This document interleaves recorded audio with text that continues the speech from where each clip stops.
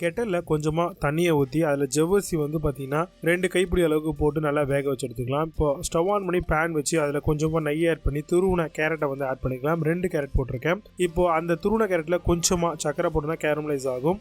இப்போது இதை வந்து நல்லா வதங்கினவுடனே எடுத்து வச்சுக்கோங்க. திரும்பவும் அதே மாதிரி பேன் எடுத்துகிட்டு அதில் கொஞ்சமாக நெய்யை ஆட் பண்ணி கொஞ்சமாக சேமியா ஆட் பண்ணிக்கோங்க. அதில் 1 பாக்கெட் திக்கு பாலை வந்து ஆட் பண்ணிவிட்டு நல்லா வந்து பார்த்திங்கன்னா மிக்ஸ் பண்ணி விடுங்க.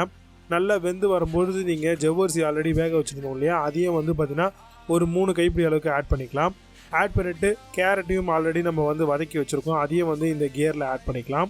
இது எல்லாத்தையுமே வந்து நல்லா மிக்ஸ் பண்ணி விடலாங்க. இந்த டைமில் ஏலக்காவையும் சுகரையும் நம்ம வந்து அரைச்சி வச்சுருக்கோம், அதையும் வந்து போட்டுட்டு நல்லா மிக்ஸ் பண்ணி விட்டுட்டு இப்போது நம்ம மில்க் மேடு வந்து பார்த்திங்கன்னா ஒரு 1/2 கேன் அப்படின்ற அளவுக்கு ஆட் பண்ணிக்கலாம்.